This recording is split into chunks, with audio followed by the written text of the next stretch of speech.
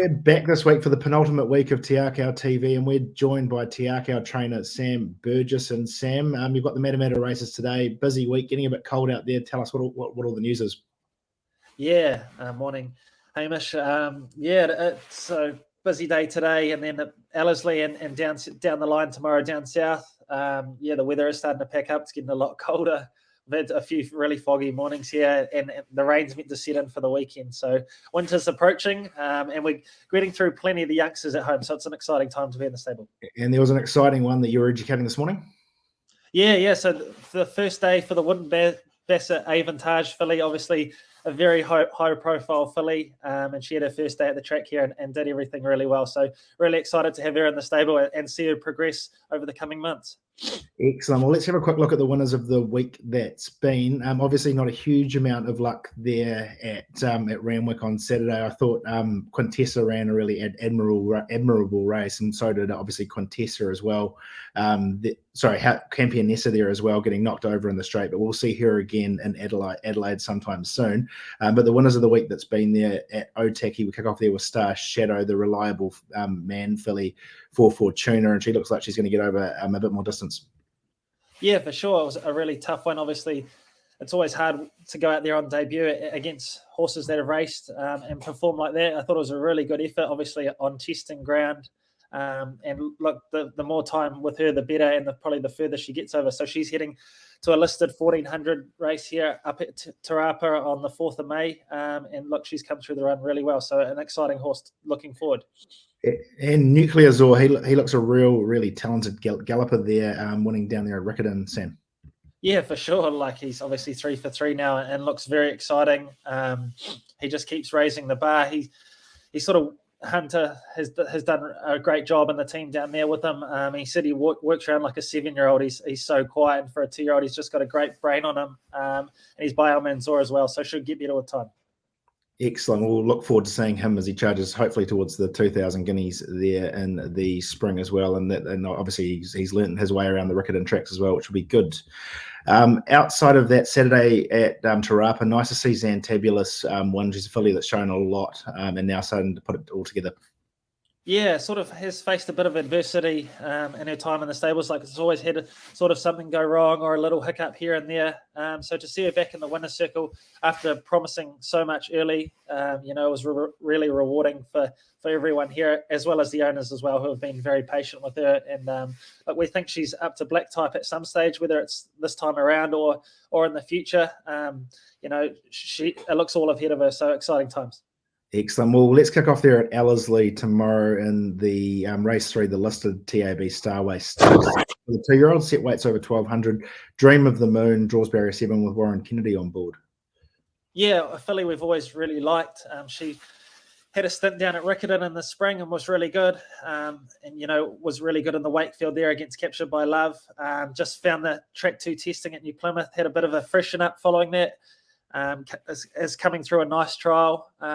I think meets, a very winnable race on paper. Obviously, there's a few handy ones there, but a really good chance at black type. She's come through that trial really well. Her work this week has been really good. Just the rain about Saturday morning in the forecast looks a little bit of a worry. It'll be interesting to see how the Ellerslie track sort of holds up with that.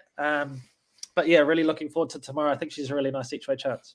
And race 7 there, the Group 3 Manco Easter Handicap 2 take their place. Ayatir Lad, the 7-year-old Savabeel Gelding, draws barrier 2 with Masa Hashasumi on board. Yeah, he's been really game all season. I think, he hasn't really put in a bad race. He was very game down at Wellington. Probably found the 2100 a bit far, so back to the mile suits. Got a nice soft gate. A jockey that's very informed. He's had a great season as well. He should get a lovely run in behind the speed there, and hopefully, he can give it a shake at long odds. And Cognito draws barrier 13 with the informed jockey Waramu Pin on board. Yeah, was heading towards the Hawke's Bay Cup, and glad we scratched, obviously, with the rain around down there at Otaki. Obviously, the rain around again on Saturday. This will probably be his last run for the season, so we'll probably have a throw at the stumps. He's obviously drawn out. He goes back anyway. Hopefully he gets a bit of cover there, and Bill's ridden him plenty of times in track work and knows him well. So hopefully, he can get the right run up the straight, and I'm sure on his day he's more than capable, because he's obviously been a very good 3-year-old for us, and it'd be great to see him find some form. Nice. And over to Riccarton, we kick off in race number 1, the Riccarton Park Function Centre Maiden 1400, sailing away, draws barrier 2 with Narajan Palmer on board. Yeah, thought he was okay first up down there. I think up to 1400 suits. He's out of a Galileo mare, so obviously the more distance, probably the better. Nice soft gate, and Palmer going down to ride him as a big plus. I see he's really well in there at the market, and so probably makes a very even field, so certainly gets his chance. Race 4, the congratulations, Michael Pittman, 2000 training winners, rating 75 benchmark. Kith Ken draws barrier 6. Yeah, she's in great form down there. We think the 1,000 meters really suits her. Back to 1,000 meters, we've kept her very fresh. She's had a bit of time between runs, but seems to be loving the South Island. Hunter said she's in great form down there. Look, probably meets quite a strong field on paper, but certainly deserves a chance. And Angel's Wings there for Fortuna, draws out wide in barrier 14. Yeah, I thought it was okay last time, but really happy to see her at the 1,000 meters. She's just sort of gets on the bridle a bit and overdoes it at times over 1,200. So back to the 1,000, another one we've kept very fresh.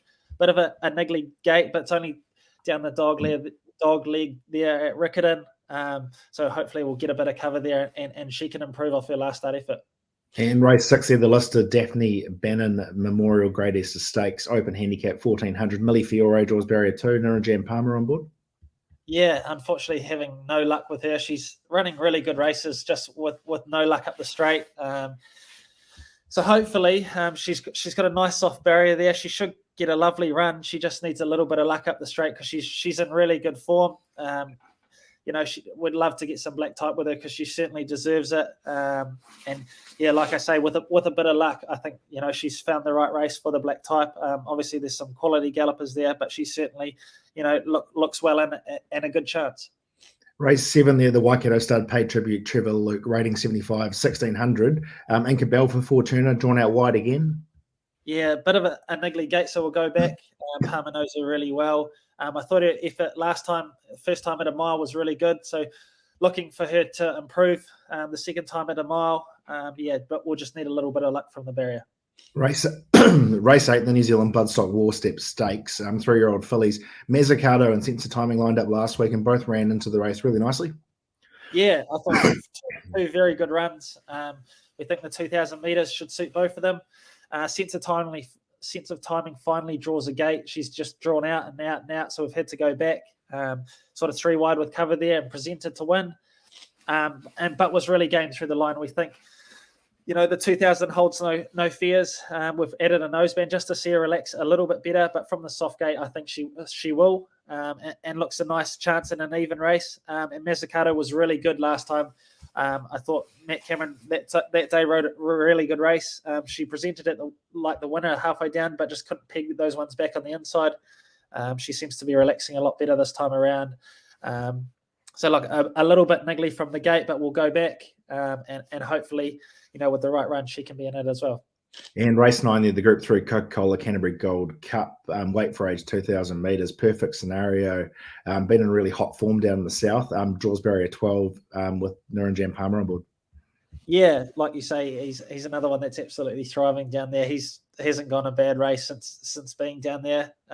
He certainly deserves to be well in the market in this. Obviously, back to weight for age really suits him. Obviously, meets them on a bit more of a level playing field. Unfortunately, a bit of a niggly gate. So, we'll just have to see how he jumps and sort of work it out from there. He'll hopefully be midfield one off or something like that. But look, Palmer, Hunter, I should say, is just absolutely over the moon with how this horse is doing down there. He's in great form, and look, it'd be a fantastic way to sign off his season because he certainly deserves it. And over to Mornington, there's 3 runners there in Australia on Saturday. Headlined in race 5 there by Pontero, and the Christopher Grace colours, draws barrier 9 over 1,200. It was really impressive winning at Ellerslie last start. What kind of condition has she gone over in? Yeah, really good. Ben and the team are really happy with how she settled in over there. She was a bit of a highly strung filly over here, and we did take a good amount of time with her, but it's all sort of stringing together now. She settled in well. Just talking to Mark this morning, though, there has been a bit of rain there, so there is a query on that. I see she opened up at quite long odds, but she's since been shortened, so someone's sort of found her in the market there. we think she's a really talented filly and up to black type at some stage. So we're confident she can run a real race there. And race 7 there, Savoir Fair over 2,000 metres. Really unlucky to miss there at Pakenham last start. Draws barrier 15 with Harry Coffey on board.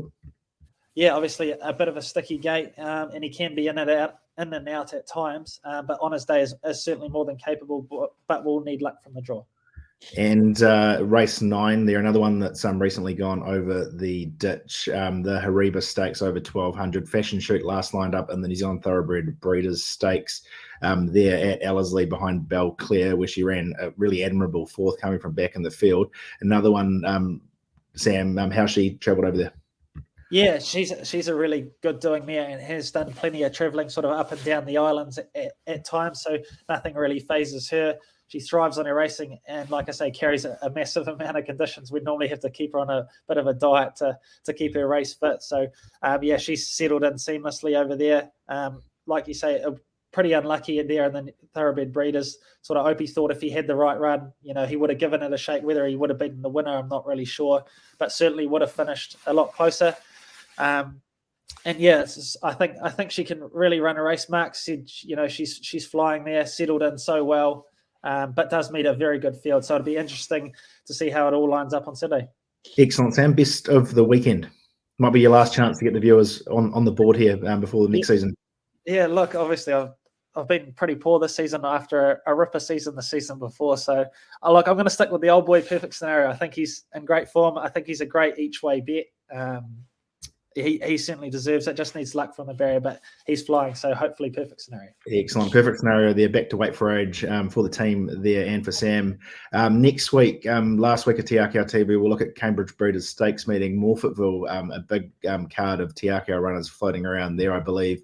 Skew with Campionessa, Quali Al Farasha, who ran third in the New Zealand Oaks, lines up in the South Australian Oaks. Sans Doot, who's absolutely flying, won Flemington last start, will take her place there, and Zuri, and she'll be fresh up for a new campaign there as well, which I think she was last seen in 1,000 guineas there at Caulfield in the spring as well. So lots to look forward to for next week. And Sam, good luck today at Matamata and for the rest of the weekend.